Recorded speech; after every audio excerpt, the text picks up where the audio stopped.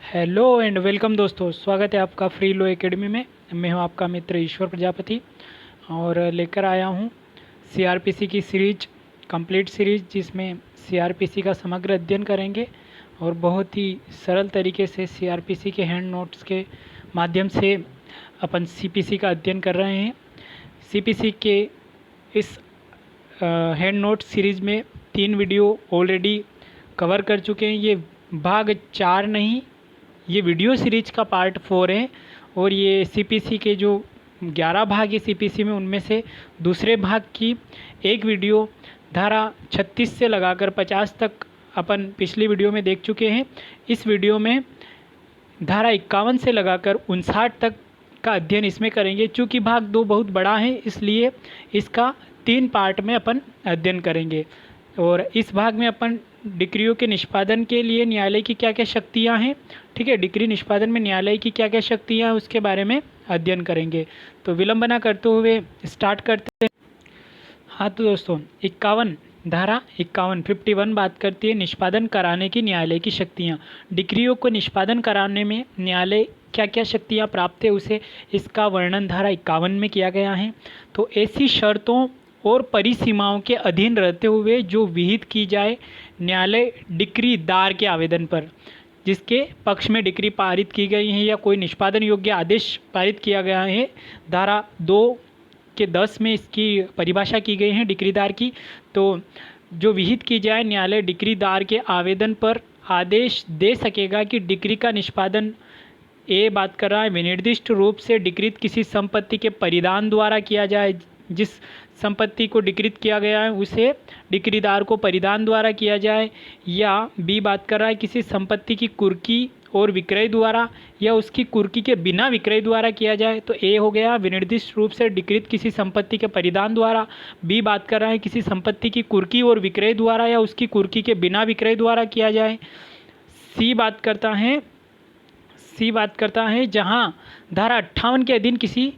निर्णीत ऋणी की गिरफ्तारी और निरोध अनुज्ञेय हैं, वहाँ ऐसी अवधि के लिए जो उस धारा में विनिर्दिष्ट अवधि से अधिक न हो। मतलब धारा 58 में अधिकतम 3 मास का कारावास है, तो उस धारा में जो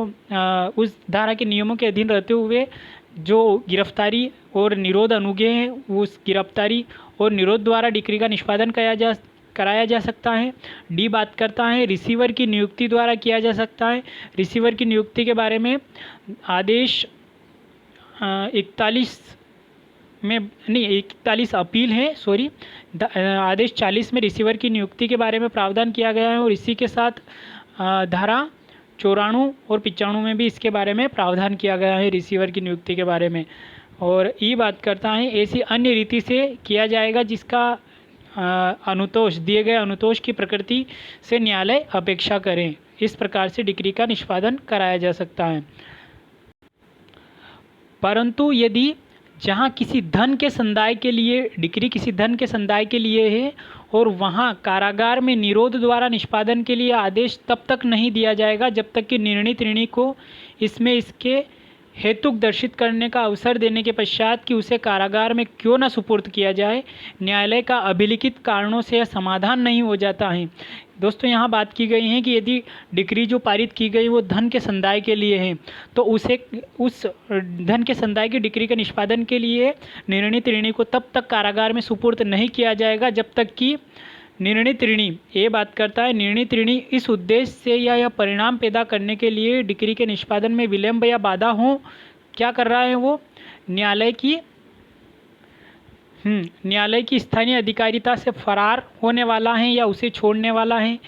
या उस वाद के संस्थित किए जाने के पश्चात जिसमें वह डिक्री पारित की गई थी अपनी संपत्ति के किसी भाग को बेईमानी से अंतरित कर चुका है, छिपा चुका है, हटा चुका है अथवा अपनी संपत्ति के संबंध में कोई असद्भावनापूर्वक कार्य कर चुका है। किसके लिए? कि निर्णीत ऋणी उस उद्देश्य से डिक्रीदार को विलंब कारित करने के आशय से ऐसा कार्य करता है, तब जाके ही उसके विरुद्ध धन के संदाय की डिक्री में कारागार में निरोध का आदेश दिया जाएगा। बी बात कर रहा है डिक्री की रकम या उसके पर्याप्त भाग का संदाय करने के साधन निर्णीत ऋणी के पास हैं, फिर भी वह डिक्री की तारीख के पश्चात रह चुके हैं और उसके पश्चात भी वह संदाय करने से इनकार करता है या संदाय करने में उपेक्षा करता है, तब जाके निर्णीत ऋणी को कारागार में सुपुर्द करने का आदेश दिया जाएगा। यह डिक्री उस राशि के लिए है जिसका लेखा देने के लिए निर्णीत ऋणी वैश्वासिक हैसियत में है, तब जाके उसके विरुद्ध कारागार में निरोध द्वारा निष्पादन किया जाएगा।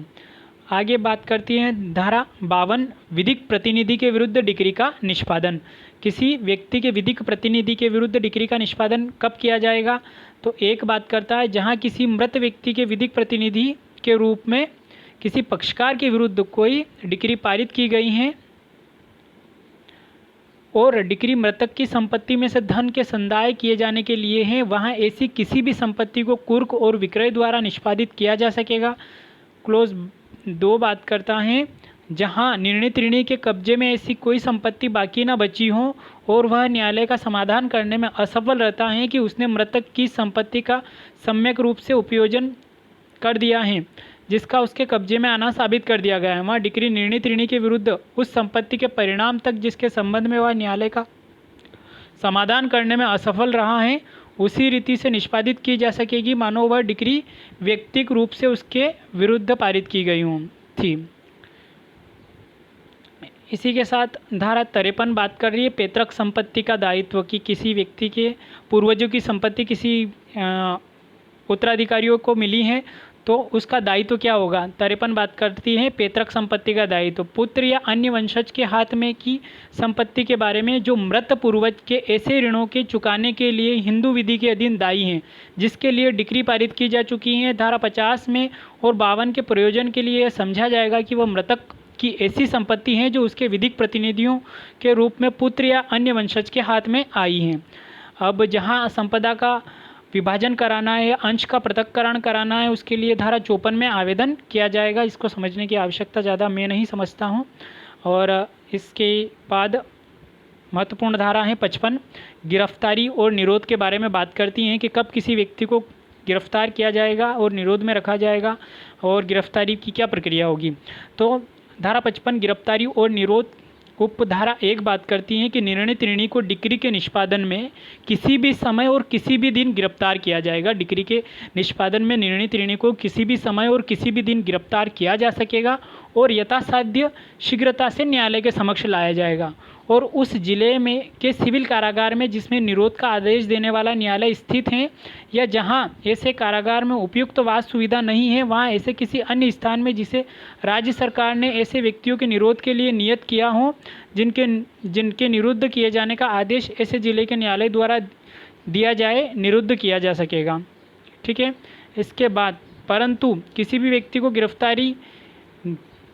उसके निवास स्थान में से या गृह में से सूर्यास्त के पश्चात और सूर्योदय के पूर्व प्रवेश नहीं किया जाएगा। किसी भी व्यक्ति की गिरफ्तारी के लिए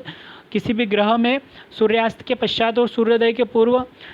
प्रवेश नहीं किया जाएगा। द्वितीय परंतु बात करता है कि निवास गृह का बाहरी द्वार तब तक तोड़कर नहीं खोला जाएगा जब तक कि वह निर्णीत ऋणी के अधिभोग में न हो और वह उस तक पहुँच होने से देने से मना करता हो या पहुँच होने देने से किसी भांति से निवारित करता हो। किंतु गिरफ्तारी करने वाले प्राधिकार ने अगर सम्यक रूप से निवास गृह में प्रवेश कर लिया है तो फिर वह किसी भी अंदरूनी दरवाजे को तोड़कर प्रवेश कर सकेगा और गिरफ्तारी कर सकेगा। तृतीय परंतु बात करता है कि यदि कमरा जिसमें कोई गिरफ्तार किया जाने वाला व्यक्ति होने की आशंका है और वह कमरा किसी प्रदानशील महिला यानी वह रूढ़ियों और रीतियों के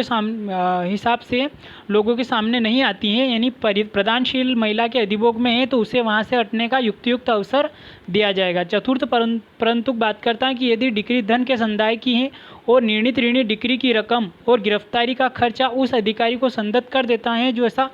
अधिकारी उसे तुरंत छोड़ देगा। ठीक है। इसके बाद नेक्स्ट आता है क्लोज 2 राज्य सरकार राज्यपत्र में अधिसूचना द्वारा यह घोषणा कर सकेगी कि ऐसा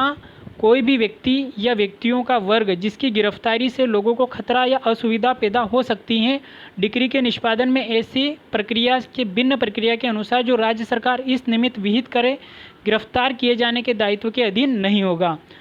क्लोज 3 बात करता है निर्णीत ऋणी की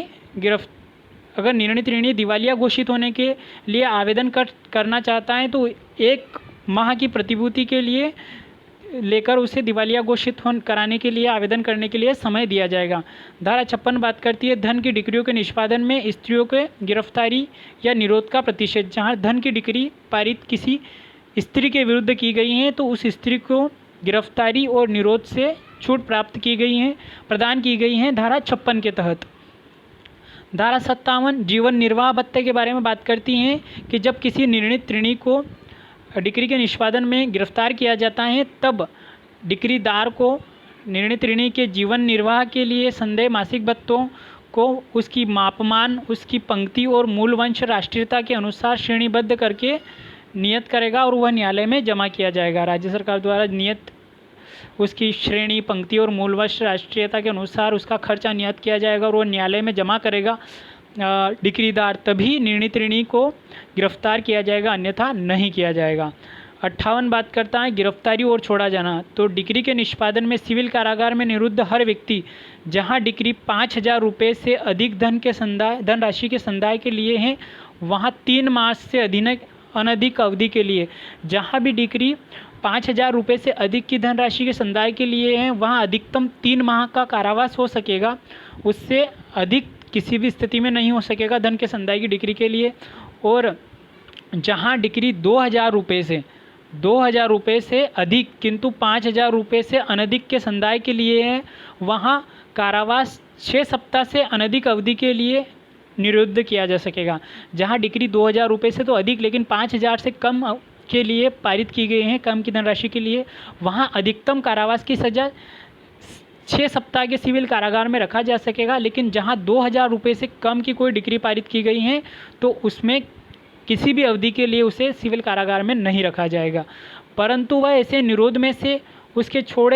उसके निरोध में से वारंट में वर्णित रकम का सिविल कारागार के बाहर साधक अधिकारी को संदाय कर दिए जाने पर, यदि वह उस वारंट में वर्णित रकम को सिविल कारागार के बाहर साधक अधिकारी को संदाय कर देता है अथवा उसके विरुद्ध डिक्री से अन्यथा पूर्ण रूप से तुष्ट हो जाती हैं, किसी अन्य माध्यम से वह डिक्री तुष्ट हो जाती हैं, या जिस व्यक्ति के आवेदन पर वह निरुद्ध किया गया है उसके जीवन निर्वाह भत्ता संदाय करने में असफल रहने पर उसे निरोध में से छोड़ दिया जाएगा। परंतु यह भी कि वह खंड 2 या 3 के अधीन ऐसे निरोध में से न्यायालय के आदेश के बिना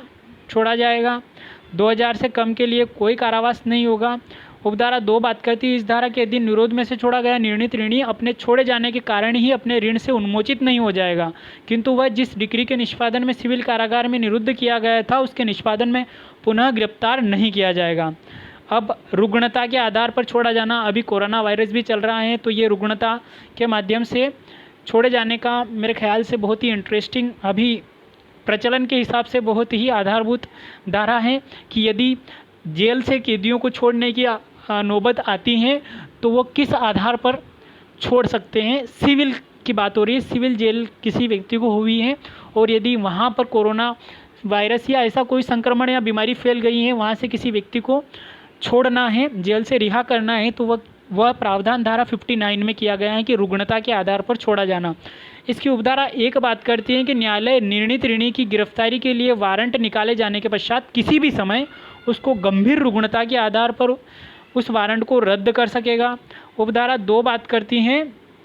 उपधारा 2 में कि जहां निर्णित ऋणी गिरफ्तार किया जा चुका है वहां यदि न्यायालय की यह राय है कि उसका स्वास्थ्य इतना ठीक नहीं है कि सिविल कारागार में निरुद्ध किया जाए तो वह उसे छोड़ सकेगा।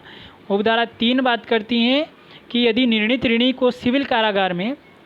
रखा गया है तो उसको वहाँ से राज्य सरकार किसी संक्रमण रोग या सांसर्गिक रोग होने के आधार पर वहाँ से छोड़ सकेगी। सुपुर्द करने वाला न्यायालय या ऐसा कोई न्यायालय जिसके अधीनस्थ वह न्यायालय है उस निर्णित ऋणी के किसी गंभीर रुग्णता के आधार पर छोड़ सकेगा। ठीक है, गंभीर रुग्णता जैसे कि अभी कोरोना वायरस हो गया, ऐसा कोई रोग जेल में फैलता है तो वहाँ उस संक्रमण के आधार पर किसी व्यक्ति को छोड़ सकेगा। इस धारा के अधीन छोड़ा गया निर्णित ऋणी पुनः गिरफ्तार किया जा सकेगा, किंतु सिविल कारागार में उसकी निरोध की कुल अवधि धारा 58 के विहित अवधि से अधिक नहीं होगी। तो ये ध्यान रखने की बात है कि कब संक्रमण के आधार पर किसी व्यक्ति को जेल से रिहा किया जा सकता है, तो इसके बारे में प्रावधान धारा 59 में किए गए हैं। बहुत बहुत धन्यवाद दोस्तों। वीडियो को लाइक, शेयर और सब्सक्राइब अवश्य करें। Thank you so much.